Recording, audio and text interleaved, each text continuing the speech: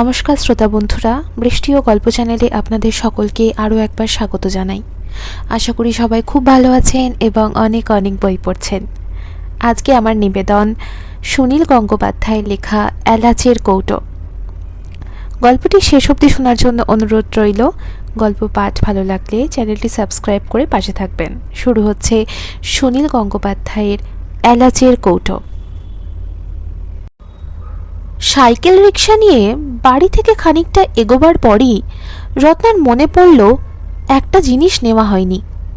সে ব্যস্ত হয়ে বলে উঠল, এই এই একটু থামো তো ভাই, একবার ফিরে যেতে হবে। রিক্সা চালক অপ্রসন্নভাবে মুখ ফিরিয়ে তাকালো। এই সময় দুদিক থেকে দুটো ট্রেন আসে, অনেক যাত্রী, তাই রিক্সাওয়ালাদের পোয়াবারো।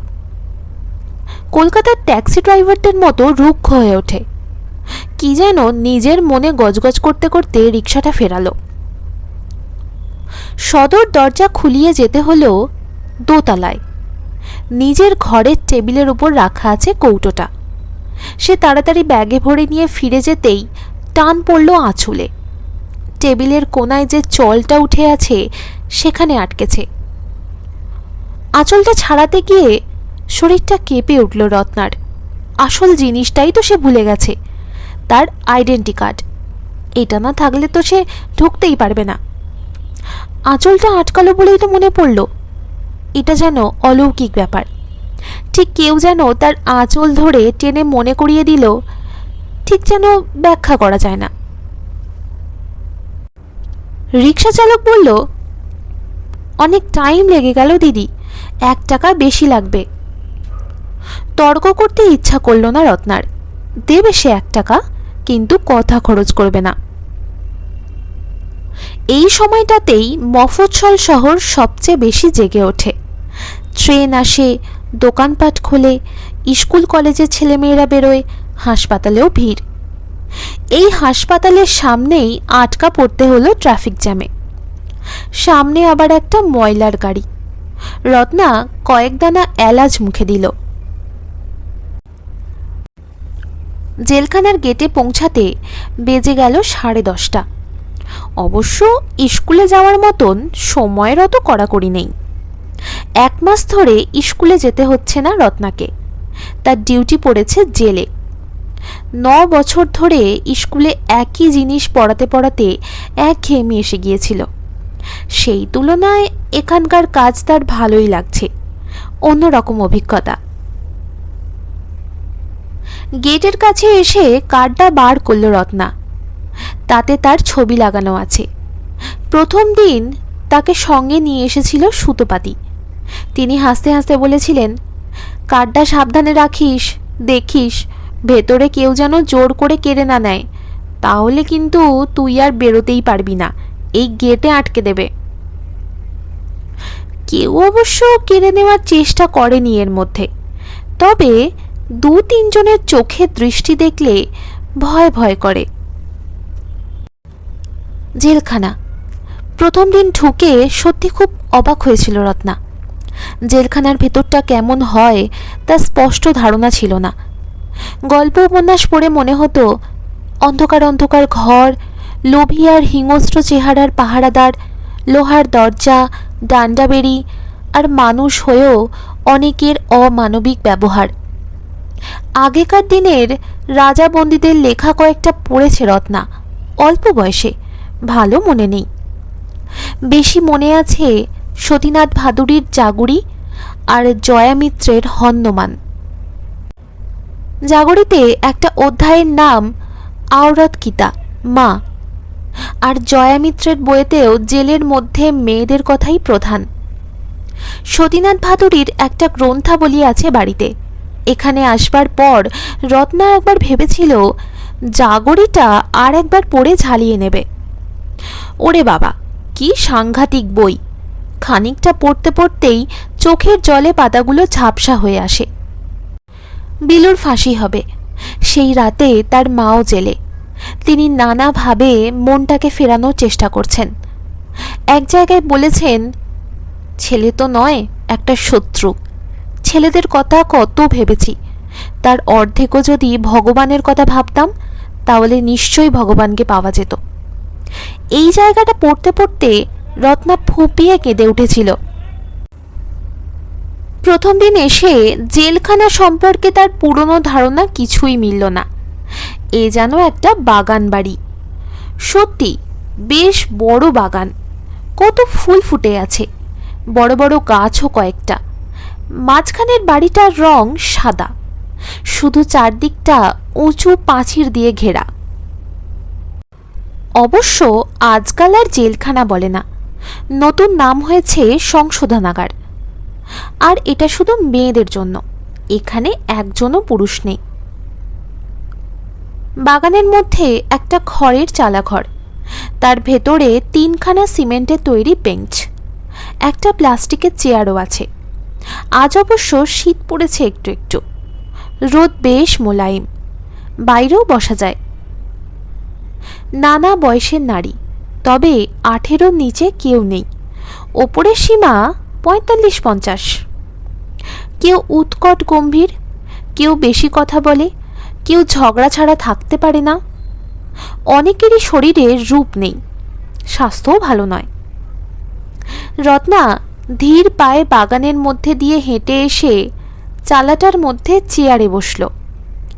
সে নিজে থেকে কারোকেই ডাকে না। মিনিট 5 সে বসে রইল চুপ করে। তারপর 2 তরুণী দৌড়তে দৌড়তে এসে দাঁড়ালো, হাত পাতল তার সামনে। রত্না কৌটা খুলে কয়েকটা করে এলাচ দানা দিল ওদের হাতে। টপ করে তা মুখে পুড়েই ওদের একজন জিজ্ঞেস করল, দিদি আপনি পান খান না? এই প্রশ্নটা তাকে অনেকবার করা হয়েছে প্রথম দিন থেকে, অর্থাৎ ওদের পান খাওয়ার নেশা।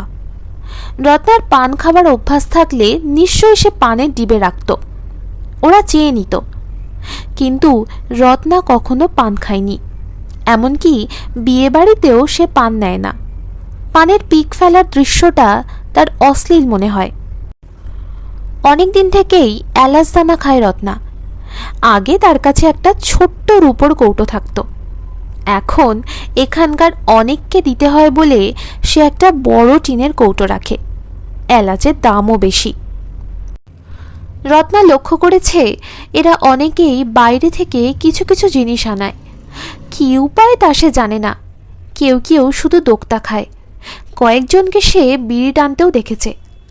এক মাঝবয়সী স্থূলাঙ্গিনী একদিন তাকে ফিসফিস করে বলেছিল, দিদি আমার জন্য এসবগুলোর ভুসি এনে দেবে, আমি তোমায় পয়সা দেব। রত্না রাজি হয়নি। যত তুচ্ছ জিনিসই হোক, বাইরে থেকে এদের জন্য কিছু এনে দেওয়ার নিষেধ আছে। এখানকার সুপার সুতপাদি বলেছিলেন, তুই এরা কে, কোন কারণে জেল খাটছে তা কখনোই জিজ্ঞেস করবি না, এদের জীবন কাহিনী জানতে চাইবি না, তাহলে এক একজন সম্পর্কে মনের মধ্যে একটা ধারণা গেঁথে যাবে। বরং খোলা মন নিয়ে সবাইকে সমান মনে করাই উচিত। রত্না কখনো কাউকে কিচ্ছু জিজ্ঞেস করেনি, তবু কি করে যেন জেনে গেছে এখানে 3 জন খুনের আসামি, নিজের হাতে খুন করেছে, যাবজ্জীবন বন্দি। তাদের মধ্যে একজন রত্নার ছাত্রী। জেল কর্তৃপক্ষ ঠিক করেছিলেন এখানকার মেয়েদের নানান হাতের কাজ শেখাবার সঙ্গে সঙ্গে লেখাপড়া শেখাবারও ব্যবস্থা হবে, যাতে কারাবাস থেকে মুক্ত হবার পর তারা সুস্থ জীবনে প্রতিষ্ঠিত হতে পারে। কিন্তু লেখাপড়া তো জোর করে শেখানো যায় না। বেশিরভাগই সমাজের গরিব নিচু শ্রেণীর নারী, জীবনে বই কখনো ছুঁয়েও দেখেনি। বেশি সময়ে তারা একেবারে প্রথম থেকে শেখার আগ্রহ পায় না। তবে নিয়মমাফিক 2 জন শিক্ষায়িত্রী আসে। তারা কয়েকজনকে এবিসিডি অ বা ক খ শেখাতে চেষ্টা করে। রত্না অবশ্য বলে দিয়েছে সে অত প্রাথমিক স্তরে পড়াতে রাজি নয়। রত্নার ডাক পড়েছিল অন্য কারণে। সুতপাদি একদিন জানতে পেরেছিল খুনের আসামি বাসন্তী নামে একটা মেয়ে ঝগড়ার সময় ইংরেজিতে গালাগালি দেয়। সোয়াইন, ব্লাডি, বাস্টার্ড, বিচ, এইসব গালাগাল তার মুখ দিয়ে অনর্গল বেরিয়ে আসে। তার কেস হিস্ট্রিতে দেখা গেছে সে একটা ধনী পরিবারে আয়ার কাজ করত। সেই বাড়িতে তাদের মুখ থেকে শুনে শুনে সে ওই সব গালাগাল মুখস্থ করেছে। সুতোবাদী তার সঙ্গে কথা বলে বুঝল সে ইংরেজি বাংলা পড়তেও পারে। আলেকজান্ডার এবং সম্রাট অশোকের নাম সে জানে, অর্থাৎ প্রায় ক্লাস 8-9 বিদ্যে। সুতোবাদী একে জিজ্ঞেস করেছিল, তুই আরও পড়তে চাস? সে ঘাড় নেড়েছিল। বছরখানেক পড়লে MA মাধ্যমিকেও পাশ করতে পারে। তেমন যদি হয় তাহলে এই সংশোধনাগারেরও বেশ নাম হবে, ছবি উঠবে কাগজে। তাই সরকারি স্কুলে আবেদন করে রত্না হালদারকে তিনি আনিয়েছেন এখানে। বাসন্তীকে পড়াতে গিয়ে রত্না দেখেছে এই মেয়েটির মেধা আছে, যা পড়ে তা বেশ মনে রাখতে পারে। 24-25 বছর বয়স, মুখখানা সুন্দর নয়, কিন্তু শরীর বেশ আঁট, বুকের গড়ন যেন বেশি বেশি। মাঝে মাঝে সে বেশ সরলভাবে হেসে ওঠে। এ মেয়ে কেন দুটো খুন করেছে তা জানার জন্য রত্নার মনটা আকুলি বিকুলি করলেও প্রশ্ন করার উপায় নেই, নিজে থেকে যদি সে কখনো কিছু বলে। বাসন্তী বই খাতা নিয়ে এসে বসল তার সামনে। ওকে পড়াতে পড়াতে রত্নার মনে হলো পরীক্ষায় পাশ করলেও সে বিদ্যা নিয়ে ও কি করবে? ও কি কোনোদিনও ছাড়া পাবে? যাবজ্জীবন মানে 14 বছর। এই কেসে অনেকের ধারণা গুড কন্ডাক্টের রিপোর্ট থাকলে 12 বছর পরেই খালাস হয়ে যেতে পারে, কিন্তু সে ব্যবস্থা তো আর নেই। সুপ্রিম কোর্টের নির্দেশ আছে যাবজ্জীবন মানে সারা জীবনই পচতে হবে জেলে। অন্তত 20-22 বছরের আগে রিভিউয়ের প্রশ্নই নেই। সংশোধনাগার নাম হোক আর যাই হোক, আসলে তো কারাগার। আর একটা মেয়ে, সে রত্নার কাছে পড়তে আসে না, কিন্তু এই সময়টায় সে একটা খুঁটিতে ঠেস দিয়ে বসে থাকে। সে কোনো কথা বলে না, কোনো প্রশ্ন করলেও উত্তর দেয় না। বৃষ্টির সময় বাসন্তী তাকে বলেছিল, এই মেয়েটা বসে বসে ভিজছিস কেন? ভেতরে উঠে যা।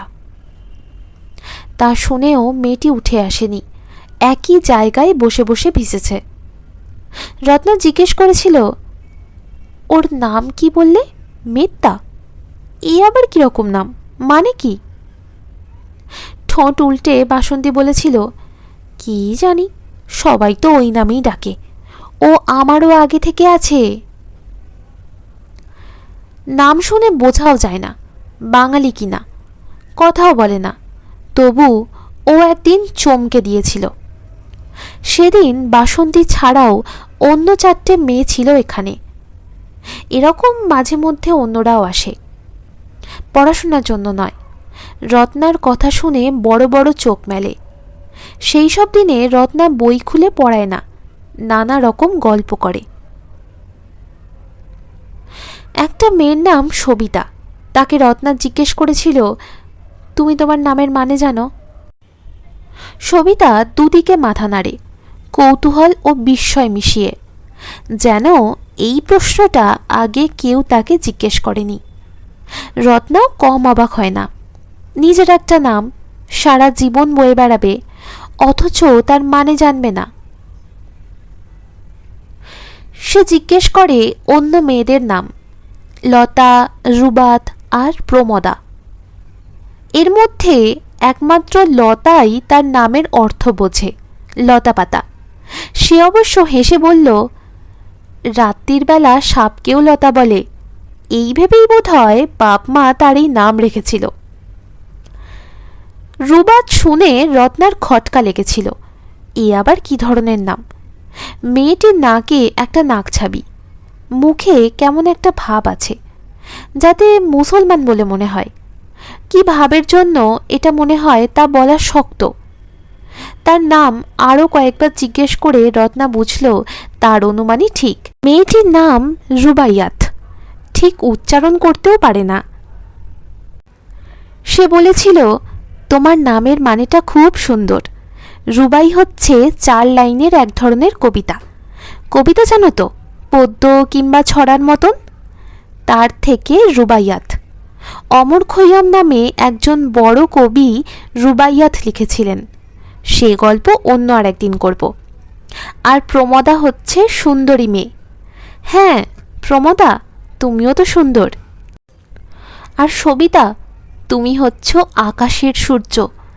সূর্যের অনেক নাম আছে, যেমন আদিত্য, অরুণ, ভাস্কর, রবি। এই সবই কিন্তু ছেলেদের নাম হয়। রবি নামটা নিশ্চয় শুনেছ, অনেকেরই নাম রবি হয়। বাসন্তী, তুমি তো রবি বানান জানো, র আর বয়ে হর্ষই, কিন্তু যদি রবীন্দ্র হয় তাহলে কিন্তু বয়ে দীর্ঘই হয়ে যাবে, বদলে যাবে। সবিতা জিজ্ঞেস করল, কেন বদলে যাবে? এ প্রশ্ন শুনে খুশি হয়ে রত্না বলল, এই যে তুমি কেন জিজ্ঞেস করলে, তার মানে তোমার পড়াশোনা করার ইচ্ছা আছে। ওটা ব্যাকরণের ব্যাপার, পরে একদিন বোঝাবো। তোমরা রবীন্দ্রনাথ ঠাকুরের নাম শুনেছ? হায়, আমাদের এই বিশ্বকবির নাম গ্রাম বাংলার অনেক নারীই জানে না, অনেক পুরুষও বোধহয় তাই। এদের মধ্যে একমাত্র বাসন্তী জানে। রত্না জিজ্ঞেস করেছিল, বাসন্তী, তুমি রবীন্দ্রনাথের কোনো কবিতা বা গান মুখস্থ বলতে পারো? বাসন্তী দুদিকে মাথা নাড়ল। রত্না বলল, তার কত গান তো শোনা যায়, রেডিওতে, পুজো প্যান্ডেলে, সিনেমায়, তার একটাও মনে নেই। বাসন্তী বলল, কি জানি। রত্নার মনে হলো শুনেছে নিশ্চয়ই, কিন্তু কোনটা রবীন্দ্রসঙ্গীত তা সে জানে না। এই সময় সেই কাণ্ডটা হলো। রত্না সচকিতে মুখ ফেরালো। খুঁটিতে হেলান দিয়ে বসে থাকা মেদ্দা একটাও কথা না বললেও সে নিশ্চয়ই এদের সব কথা কান খাড়া করে শোনে। সে এখন গুনগুন করে গাইছে, অশ্রু নদীর সুদূর পারে, ঘাট দেখা দেয় তোমার দ্বারে। সুর নির্ভুল তো বটেই, উচ্চারণও স্পষ্ট, শিক্ষার ছাপ আছে। একটুখানি মুগ্ধভাবে শুনে রত্না উচ্ছ্বাসিতভাবে বলে উঠল, তুমি এত ভালো গান জানো, কোথায় শিখেছ? সঙ্গে সঙ্গে মেদ্দা থেমে গেল তো বটেই, উঠে গেল সেখান থেকে। ওই একদিনই, আর কখনো সে কথাও বলেনি, গানও গায়নি। রত্না তার সঙ্গে ভাব জমাতে চেষ্টা করলেও ব্যর্থ হয়েছে। যার সম্পর্কে কিছু জানা যায় না তার সম্পর্কে কৌতূহল থাকে বেশি। যে এমন পরিশীলিত গলায় গান গাইতে পারে, তাও রবীন্দ্রসঙ্গীত, সে কেন নির্বিকার? আর মেদ্দার মতন একটা বিচ্ছিরি নামই বা তার কেন হবে? বাসন্তীকে পড়াতে হলেও তাকে ঠিক পছন্দ করতে পারে না রত্না। প্রথম প্রথম তাকে সরল সাধারণ মনে হলেও ক্রমশ বোঝা যায় সে বেশ লোভী। রত্না নতুন শাড়ি পরে এলেই সে হাত বুলিয়ে বুলিয়ে দেখে, চোখে মুখে ফুটে ওঠে ভিক্ষার ভাব। ইচ্ছা করলে রত্না ওকে একটা শাড়ি তো দিতেই পারে, কিন্তু কিছু দেওয়া যে নিষেধ। ওরা কেউ শাড়ি পরে না, একটা ঝোলা সেমিজের মতো পোশাক সবার। শাড়ি থাকলে গলায় ফাঁস বেঁধে যদি কেউ আত্মহত্যা করে।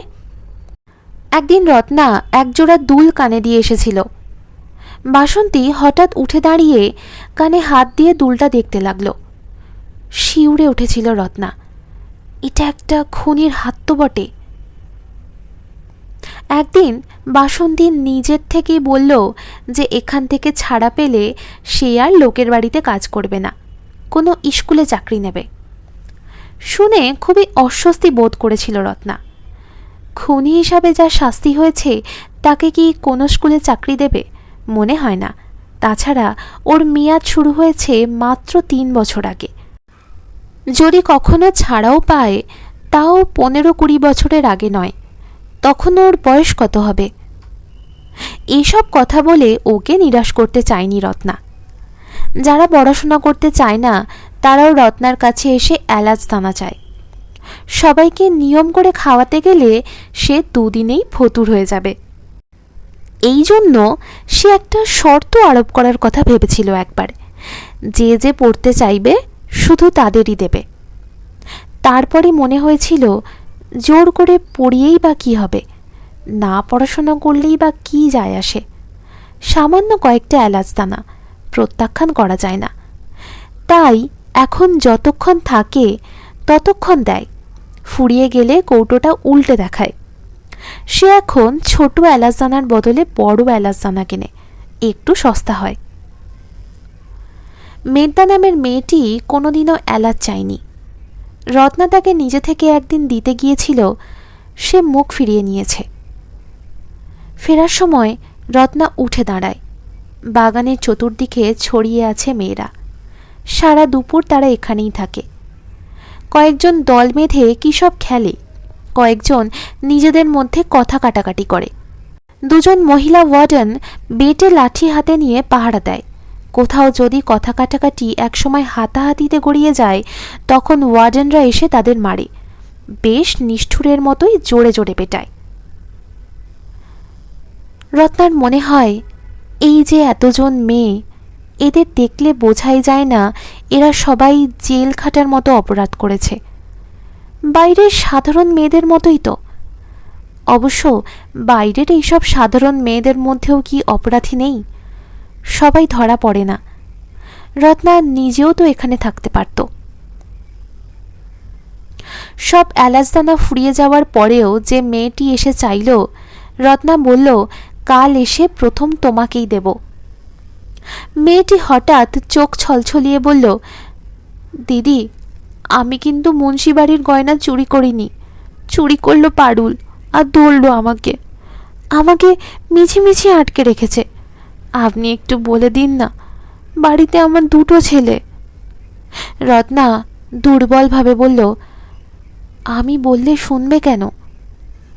মেয়েটি বলল, হ্যাঁ দিদি, আপনারা লেখাপড়া জানেন, আপনার কথা শুনবে। এই মেয়েটির বিচার ব্যবস্থা সম্পর্কে কোনো জ্ঞানই নেই। হয়তো ওর কোনো উকিলও ছিল না।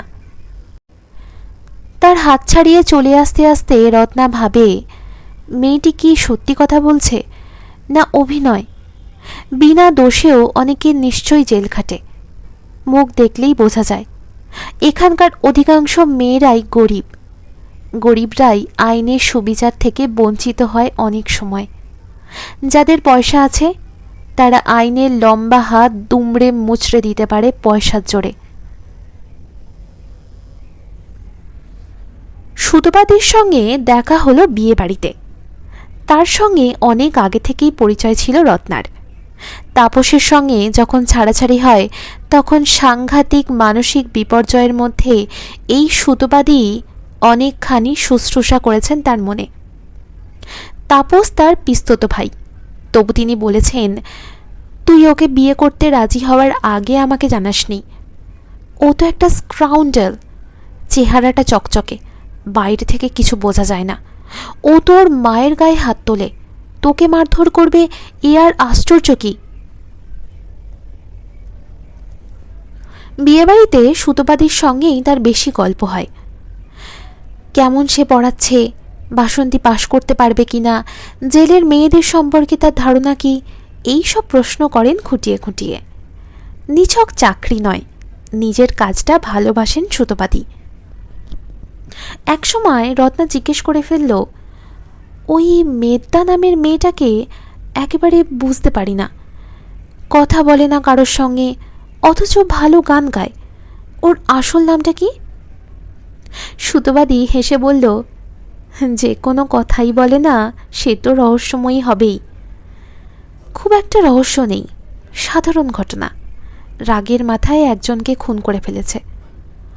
একটা ব্যাপার তো আমি দেখেছি, ওই যে এতগুলো মেয়ে প্রিজনার, এদের মধ্যে প্রত্যেকেরই ক্রাইমের সঙ্গে কোনো না কোনো পুরুষ জড়িত। পুরুষরাই তাদের অপরাধের পথে ঠেলে দেয়। যেমন ধরো, নারী পাচারের কেস আছে কয়েকটা। মেয়েরাই বোকাশোকা মেয়েদের ফুসলিয়ে এনে দেহ ব্যবসায় চালান দেয়। কেউ কেউ ধরা পড়ে, শাস্তি হয়। মেয়েটা দোষী, কিন্তু ফ্লেশ ট্রেড তো চালাচ্ছে পুরুষরা। আসল ক্রিমিনাল তো তারাই, তারা ধরা পড়ে না। রত্না চমকে গিয়ে বলল, ওই মেয়েটাও সেরকম কোনো কেসে ধরা পড়েছে নাকি? সুতপা বলল, না, বললাম না ওর খুনের কেস। ওর নাম মাধবী। কেন ওকে অন্যরা মিদ্যা বা মেদ্যা বলে তা আমি জানি না। ও ছিল তোমারই মতো স্কুল টিচার, মধ্যবিত্ত পরিবারের মেয়ে। অনেক ক্ষেত্রেই যা হয়, একজনের প্রেমে পড়ল, সে বিয়ের প্রতিশ্রুতি দিয়েছিল, তার মধ্যে রেগুলার সেক্স রিলেশনও হলো। এর মধ্যে একটা মন্দিরের সামনে গিয়ে বিয়ের ভানও করেছিল। তারপর মাধবী প্রেগনেন্ট হতেই সে হারামজাদা নিজের মূর্তি ধরল। অ্যাবর্শন না করলে সে মাধবীকে ঘরে নিতে পারবে না। বিয়েই যদি হয় তাহলে অ্যাবর্শনের প্রশ্ন উঠবে কেন? এই নিয়ে গালমন্দ, মারধর। মাধবী তখন গেল তার শাশুড়ির কাছে সুবিচার চাইতে। সেই দিনই ঘটল ঘটনা। সেই মহিলা শুধু যে পুত্রমোহে অন্ধ তাই নয়, তিনি এই সম্পর্কের কথা কিছুই জানতেন না। অন্য মেয়ের সঙ্গে তার ছেলের বিয়ে ঠিক করে রেখেছিল। তিনি কুকুর বিড়ালের মতো দূর দূর করে তাড়াতে চাইল মাধবীকে। খুব খারাপ ভাষায় গালাগালি দিতে দিতে ওকে বলেছিল বাজারের বেশ্যা। সেটাই সহ্য করতে পারেনি মাধবী। ওর সেই স্বামীটা তোর তাপসের মতোই হারামজাদা, তখন বাড়িতেই লুকিয়েছিল। গালাগাল শুনে মাধবী ওর শাশুড়িকে এসে এক ধাক্কা দেয় খুব জোরে।